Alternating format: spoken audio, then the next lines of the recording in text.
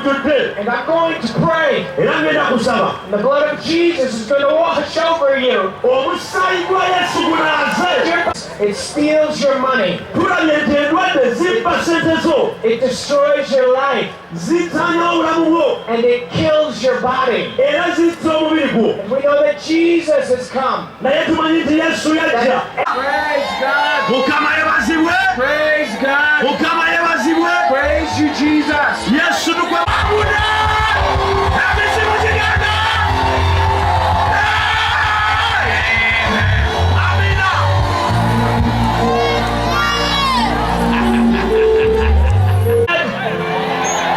praise God.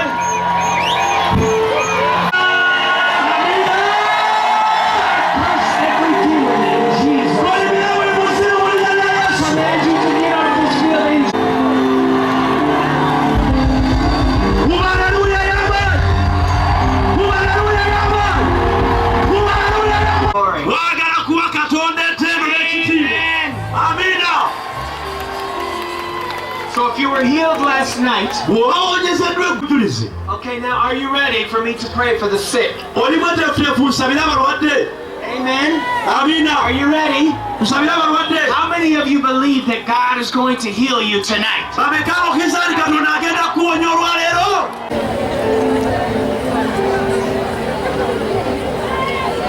Ndino baka bwene twise obakobo nga bwidaye muli omusango gunaziza nebaza omulukungaana. I want to invite back the minister. Gunaziza nebaza omulukungaana mutenda tukutendereza yo Yesu.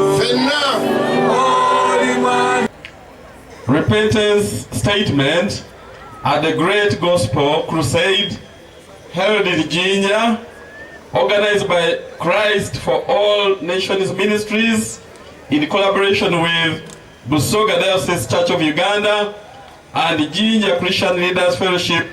I'm here to join you in repentance, in the presence of Christ for All Nations Ministries.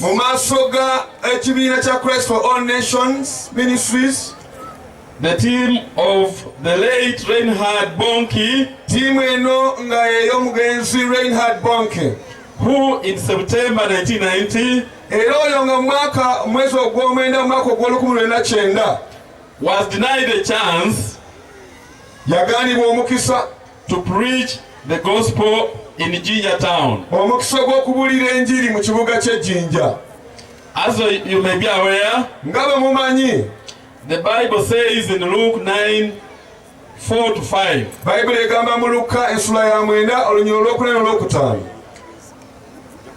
whatever house you enter, stay there until you leave that town. If people do not welcome you, leave their town and shake the dust off your feet as a testimony against them.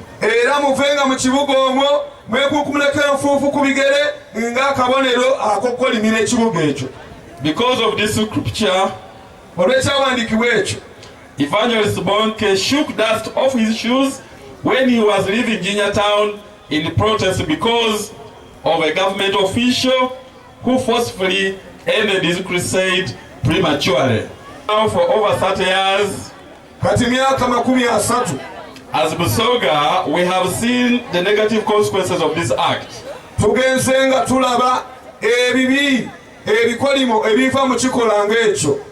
Because of this curse and other curses, even the blessings of Busoga turned into curses that have manifested in various calamities around the Busoga sub-region.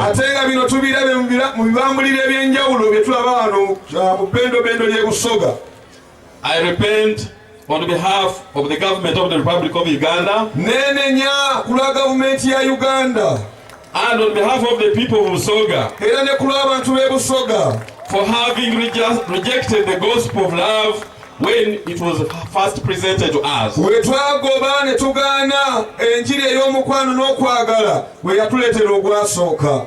I also heartily ask the Bonnke ministries era nsaba n'omutima ogwetowaazizza obuweereza bwa Bonnke to release us okutusumulula and bless us n'okutuwa omukisa and bless our land. n'okuwa ekitundu kyaffe omukisa. People of Jinja, abantu b'e Jinja, Mr. Minister, ssebo omukulu minisita and your esteemed colleagues. ne bakulu banne ab'ekitiibwa. Yes, I was there on that day olunaku olwo nze naliwo and was part of what we saw and what happened. era buli kyaliwo nakiraba. And I, by God's grace, am a part of this day, 1st of July. era olw'ekisa kya Katonda n'olwaleero wendi.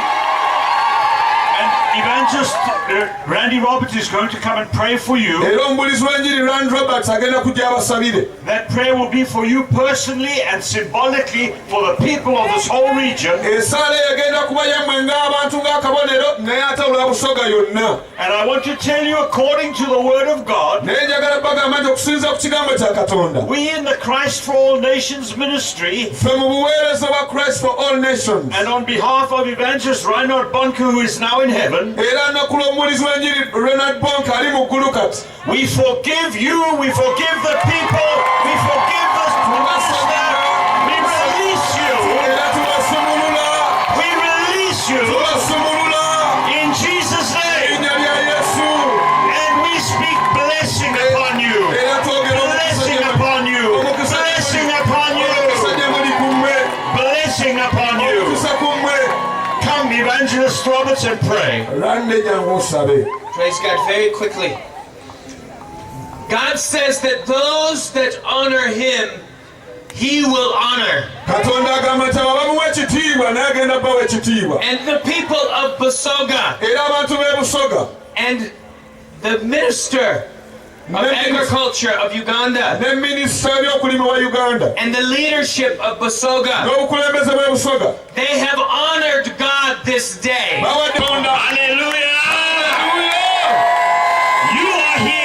Oli wano ngekuba nti bwe wabaawo okusaba n'okusonyiibwa Abasoga tutandika okukola wano, twende Katonda tutandika okukola emirimu egivaamu esente, tutandike okuba ng'Abasoga okwenda amaka gaife, entalo mu maka, amakanisa okwira obuyaka, enjiri okwira obuyaka. Ogwo n'omulanga gwendikubira eri abantu ba Busoga njeru ni ebitundu bya byona byona ebyetwerere Busoga ekibere ku lukungaana luno olwa Bonnke ku mulundi guno twakolerera ng'omubiri gwa Kristo. Era nenda okwebaza baganda baife Pentecostals, ate nenda n'okwebaza Christians from Church of Uganda nti bwe twayetebwa okuteekateeka olukungaana luno abantu baavaamu okutya twakolerala. Era ife twebaza Katonda nti kubanga Katonda getusinza ali Katonda kitaffe, Katonda omwana, Katonda omwoyo omutukuvu, ekiraga obumu obwo bubonekeire mu lukungaana luno olwa Bonnke ku mulundi guno 2022.